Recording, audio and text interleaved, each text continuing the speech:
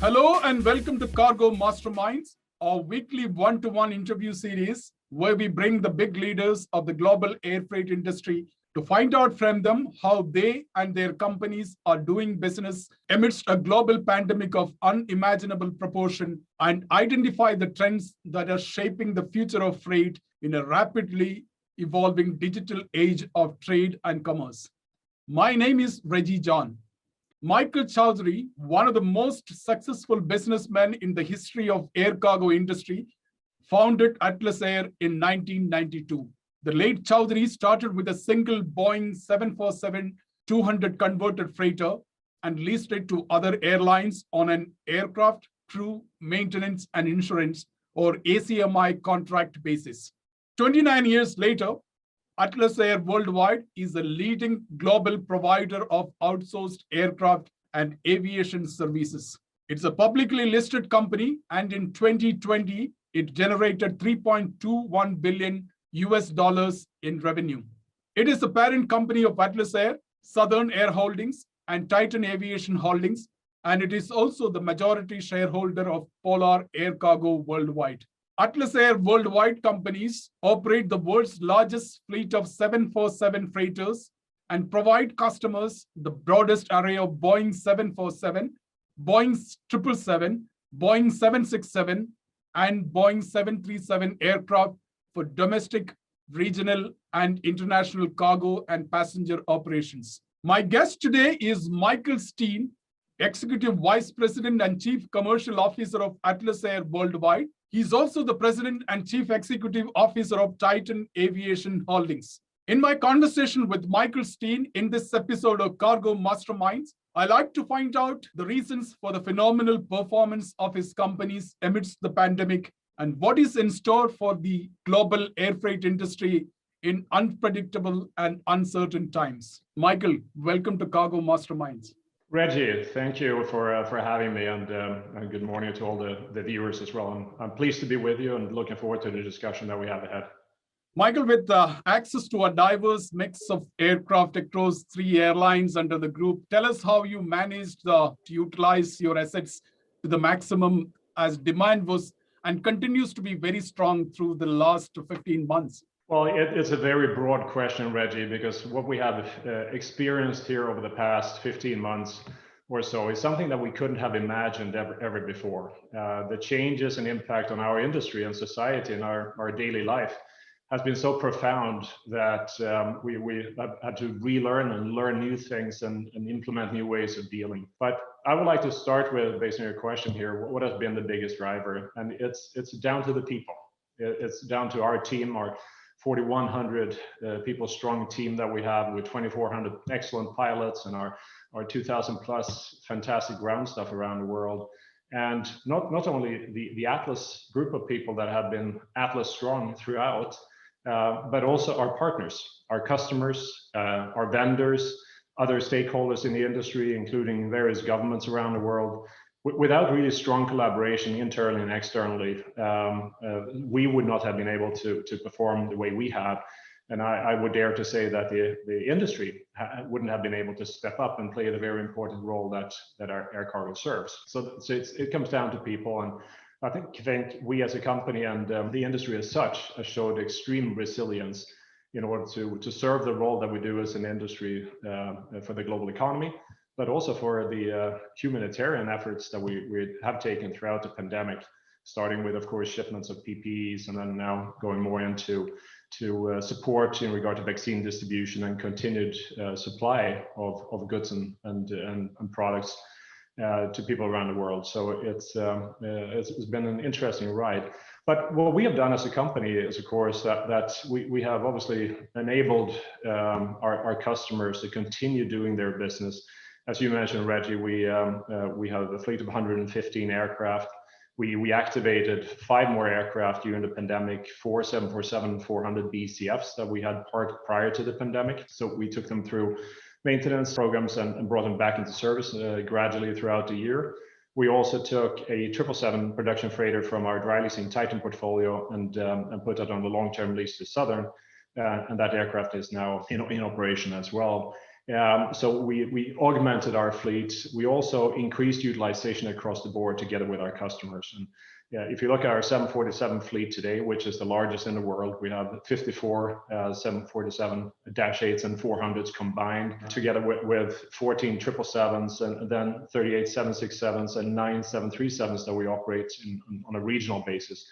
That fleet is now fully deployed and operating very actively on behalf of our customers. But we also need to remember here that the pandemic brought quite some challenges for us on a global basis. So the operational complexities were significant, and they were changing gradually, sometimes overnight. And in the beginning of the pandemic, when nations and authorities they'll try to figure out how to handle and manage this in the best way, there were new regulations coming to us as an industry on a daily basis, as I mentioned, and managing through that as a company, as an industry, is difficult. Our cost has increased, and our customers' cost has increased alongside with that, of course, due to these restrictions in form of limitations regarding being able to enter into certain countries, the way we have had to manage our crew travel with no intercontinental commercial travel opportunities. We have to fly on our own aircraft. We have to charter capacity in order to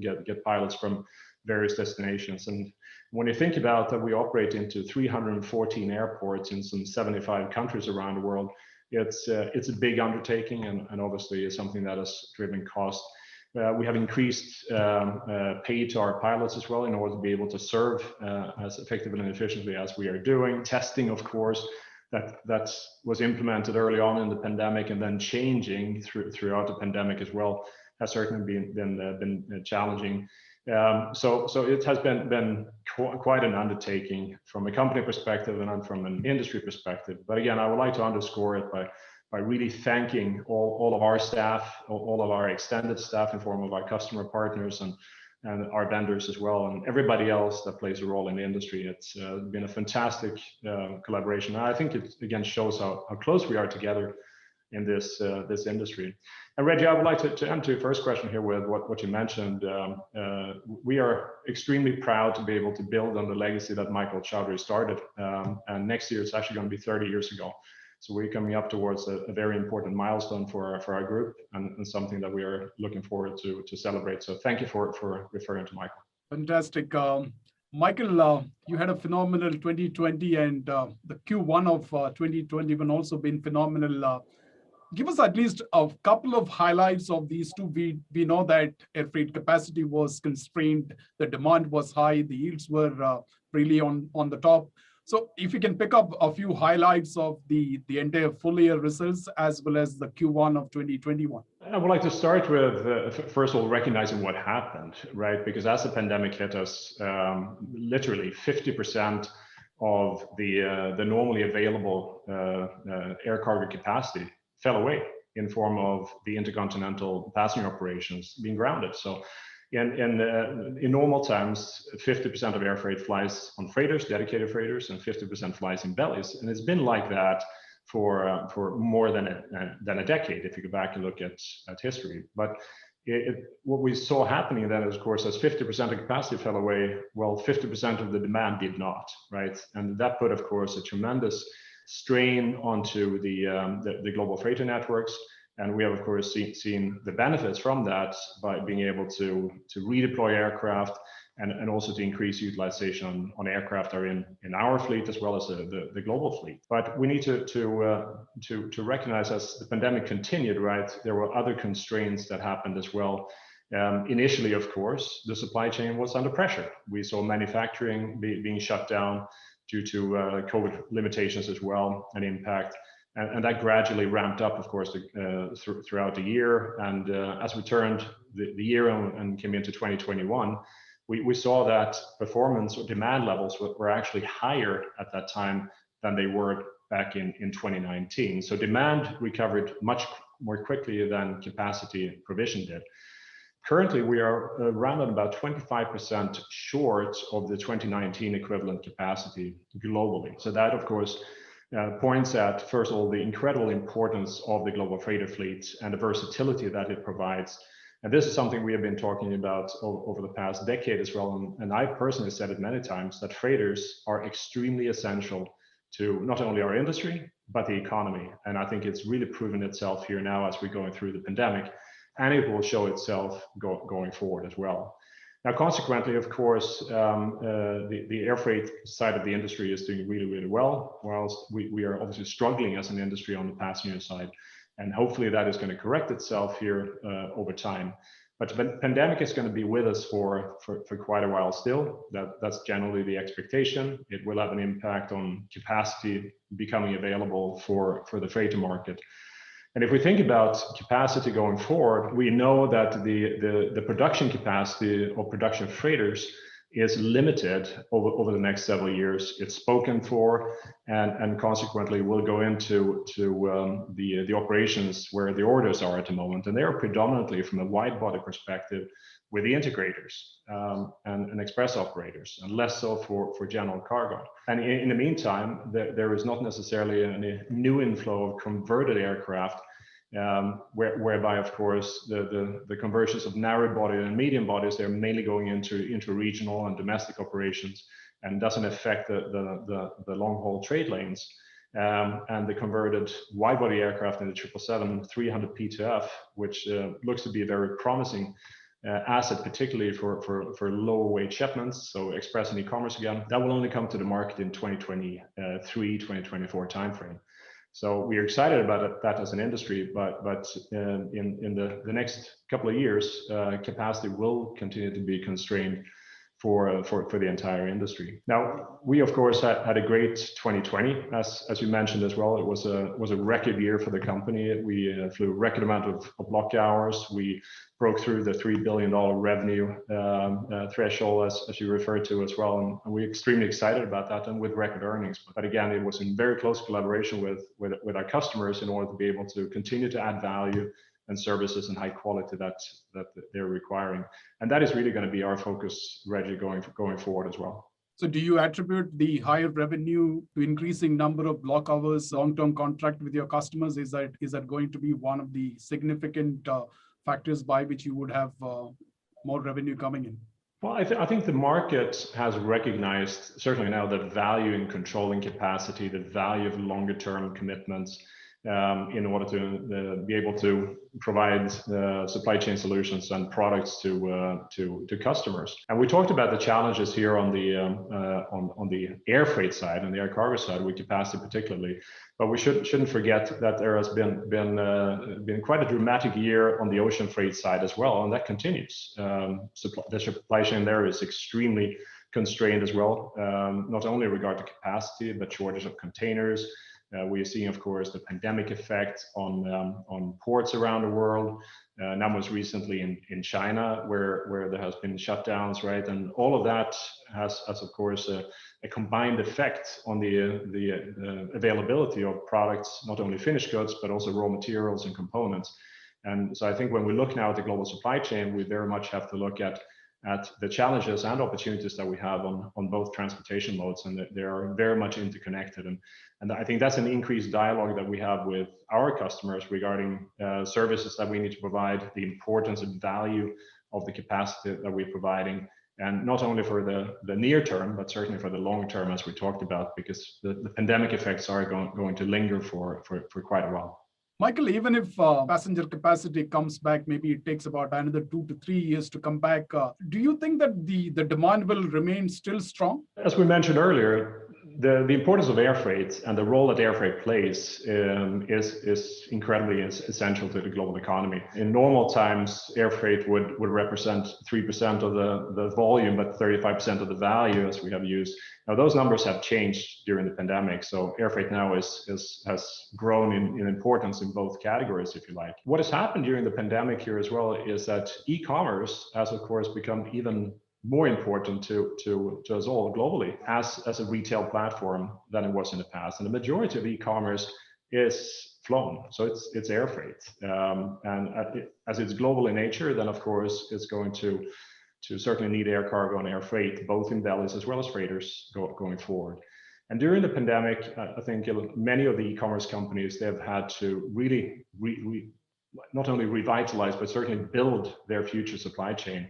And in order to ensure that they can get products, of course, within the promised time windows to customers on a global basis. And so that one certainly is, I think, underscoring the importance of air freight and the opportunities for companies in the air freight industry to continue to grow. And that's something that we are surely excited about.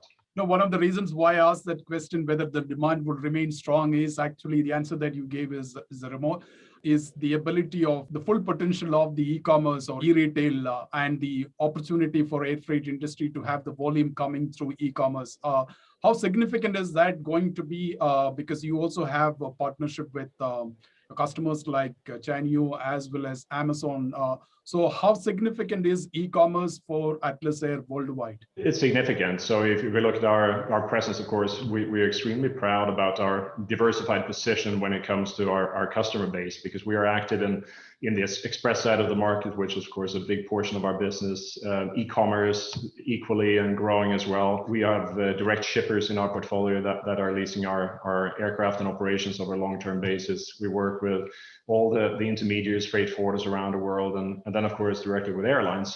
So we have a unique position in the global marketplace, and that again with a diversified portfolio of aircraft, so we can serve our customers in multiple ways, which is how we have built up our corporate strategy. Now, when it comes to e-commerce, currently there's roughly about an 18% penetration rate on a global basis, meaning that retail goods that is being sold using internet and e-commerce platforms as the commercial distribution channel.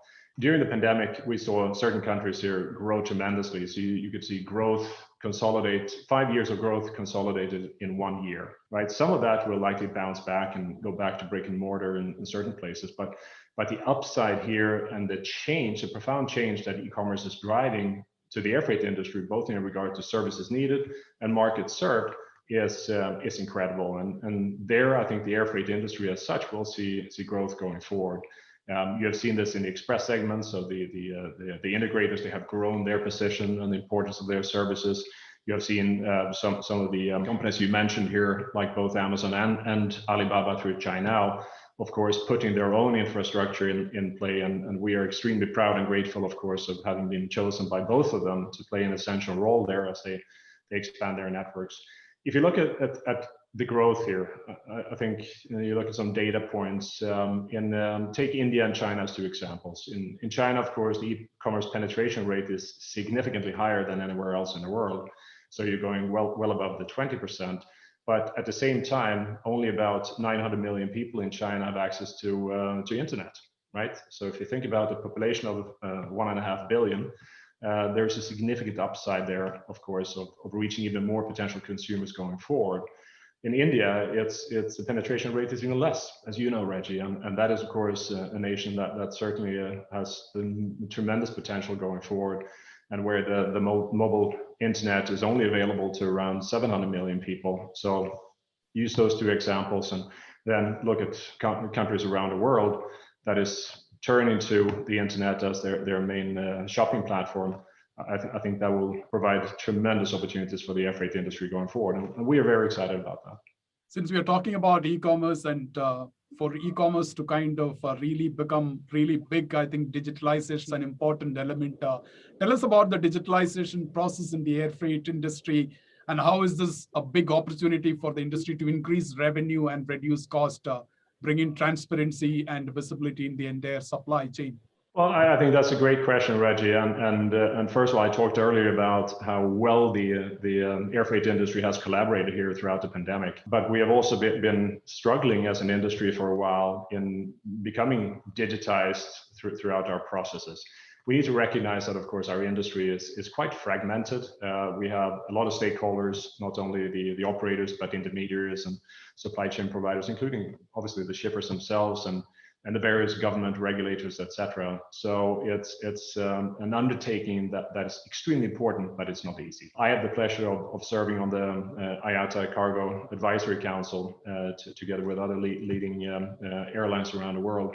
And digitization of the entire air cargo supply chain is one of the top 3 initiatives that we're driving. So it's extremely important. But we also need to recognize that we have to see where we are now as an industry, and now is the time to take action to the extent that we haven't done it in the past. Now it's the time to move forward, to capitalize on the opportunity here, because as we digitize, we're going to become more effective. We're going to provide our customers with a better product at the end of the day. Visibility is going to be critical. So the delight that the customers will experience is great. That will provide companies like ours and others in the industry an opportunity to continue to grow. So digitization throughout the air cargo supply chain is critical. But as always, it takes teamwork, right? And we have to take action there and do less talking and more actions.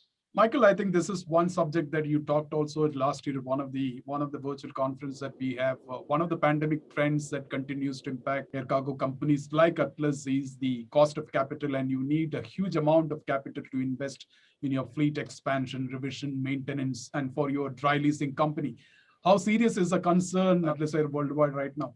You're absolutely right, Reggie. The airline industry is a very capital-intensive business, right? And building and maintaining a very strong cash position and a strong balance sheet is vital for the long term. And that's how we build our strategy. And when we invest in new assets, we take a 30-plus year approach in doing that, regardless if they're for operating purposes or investment dry leasing purposes. And for that, you need to have a really strong cash positions. We have taken actions, of course, to make sure that we can manage the impact of the pandemic. So from the cost perspective, to ensure that we can continue to operate, continue to prosper as a company, and manage all these unforeseen risks that are coming at us as well. But the good news there is that we are in a really good position to manage those risks, but more importantly, also to capitalize on opportunities. So strengthening and enhancing our liquidity position and strategically allocating that capital is critical. From a Titan perspective, we are very excited about our joint venture together with Bain Capital Credit that we launched last year, and that's an investment in the freighter industry as well. So the strategy is freighter focused, and we're looking there at expanding the portfolio of aircraft that we can offer to customers on a dry leasing basis for multiple aircraft types, both converted aircraft as well as production freighters, going forward over the next several years. And so far, we have seen really good success already. We have added 3 aircraft into that portfolio in a very short period of time in the 777 production freighters. And we announced an agreement earlier this year with Iceland Air for a couple of 767s. And the outlook and the pipeline for opportunities there is looking really, really good as well. So we remain positive on the outlook, but this is an area that we will continue to work on to make sure that we keep a very strong balance sheet and have liquidity both to play offense and defense. Michael, do you expect to get the new 747-8 production freighters delivered as per the schedule starting from May through October 2022?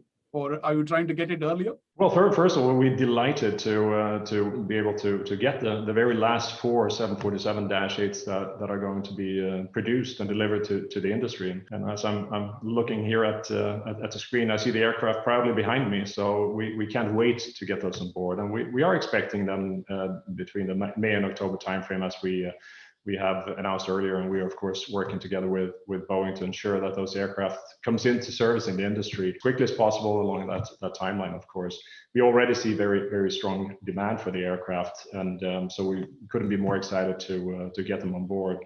I think it's important to mention here as well the role that the 747 plays. And we talked about our large fleet going forward, but this aircraft, the production freighter, which has the nose loading capabilities as well, our 747 fleet, these aircraft, they're going to stay with us in the industry here for the next 30 years, right? Plus.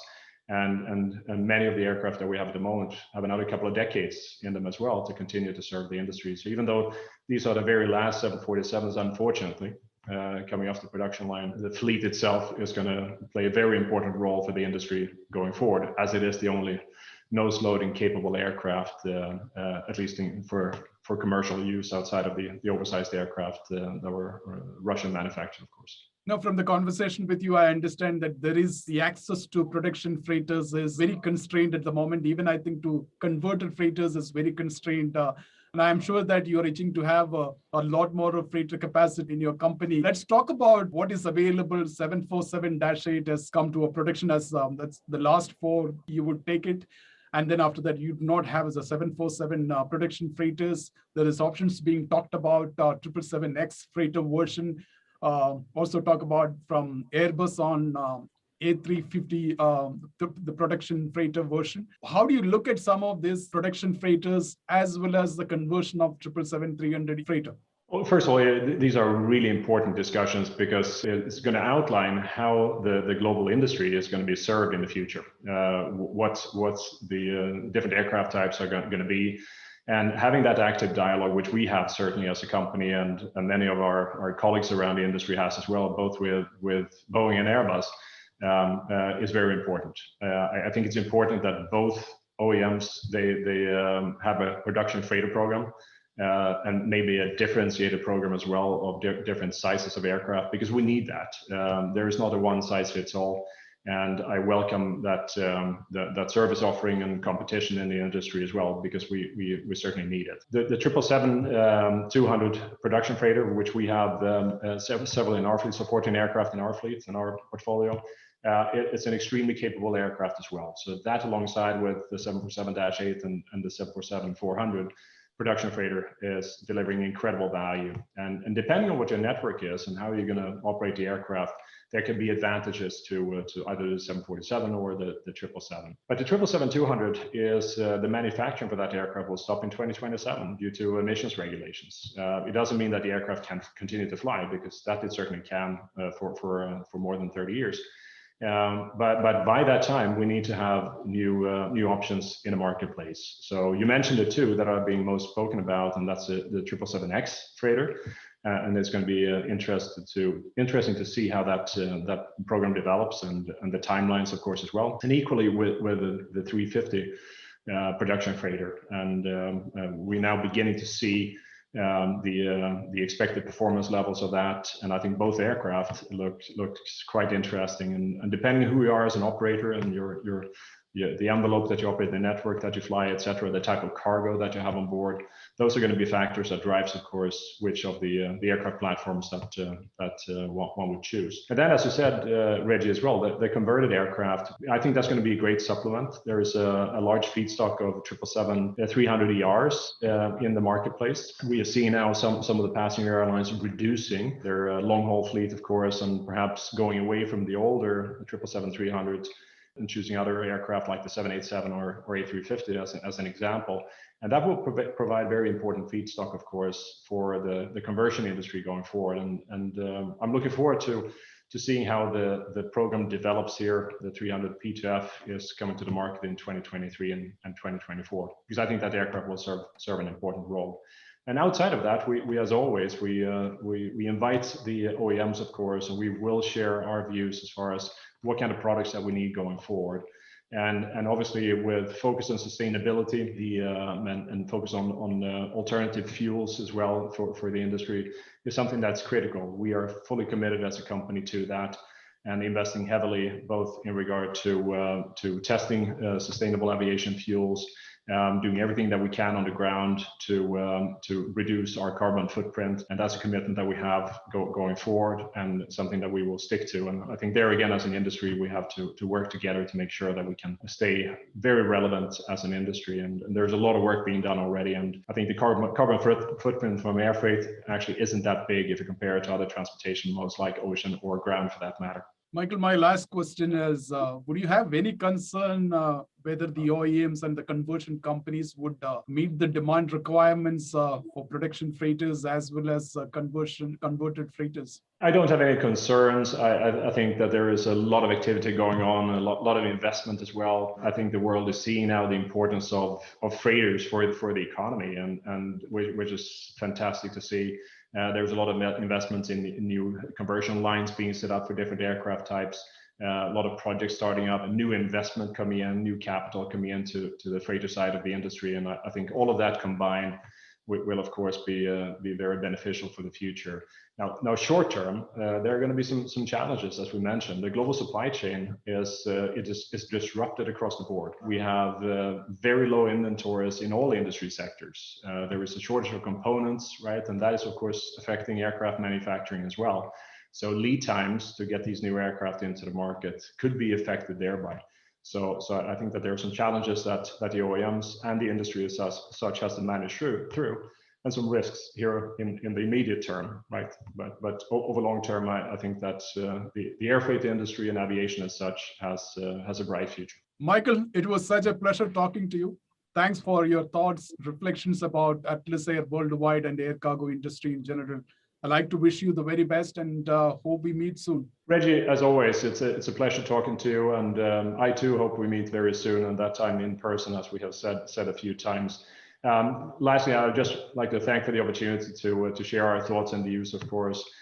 We as a company, we are completely committed to continue to serve our customers and deliver added value solutions across the board, to continue to invest to the best of our ability, as we strongly believe that air freight will serve a very important role going forward. And again, as we started saying here, it comes down to people, right? So I really would like to again thank our 4,100 people strong team for all the efforts they do, all the efforts all our vendors do, our customers, etc. And let's continue to stay close together. And last but not least, Reggie, thank you for everything that you do and your staff as well. Reporting on all the successes and the importance of air freight is paramount, right? And that will only help the world and the global economy to work well together in the future as well. So thanks for the opportunity. Thanks, Michael, once again. That was Michael Steen, Executive Vice President and Chief Commercial Officer of Atlas Air Worldwide. Here is a special recommendation from me to everyone who is watching this video. The COVID pandemic has taken lives and livelihood of millions of people around the world, and the whole world has come together to bring much needed support and supplies to everyone affected. Flexport, founded by Ryan Peterson, is a global freight forwarder and logistic platform using modern software to fix the user experience in global trade. In 2020, Flexport delivered 425 million units of personal protective equipment and other relief items to frontline healthcare workers on 5 continents.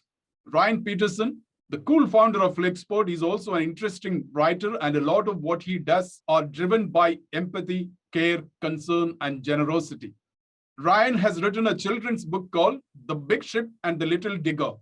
Perhaps you must have guessed it right, what the book is all about. The story of the book follows the Egyptian digger who managed to set free the Ever Given ship from the Suez Canal using only the little digger. The book, beautifully illustrated by Flexport's in-house illustrator Yanni Davros, aims to teach kids about the global logistic of container shipping while introducing the little digger, who inspired millions with its enthusiastic and very helpful response. Children everywhere will learn about the power of doing the right thing, even when it seems like half the world is laughing at you. The Big Ship and the Little Digger is a story about the power of naive optimism to move impossibly large obstacles that get in your way. I highly recommend that you order this book online. I have done it and looking forward to getting my copy in August and reading it along with my daughter and son. The cost of the book is $25 including postage. And this is important. All proceeds from your purchase will go toward Flexport's humanitarian logistic programs for COVID-19 relief in India. India needs our help right now. Please step up with us, writes Ryan. I hope you enjoyed watching this interview. If you found it useful, make sure to share it among your friends and colleagues. Also, if you are not a subscriber of our YouTube channel, please do subscribe and click the bell icon so that you do not miss any of our new videos. I will see you next Monday with another guest. Till then, stay safe and stay healthy. Thank you.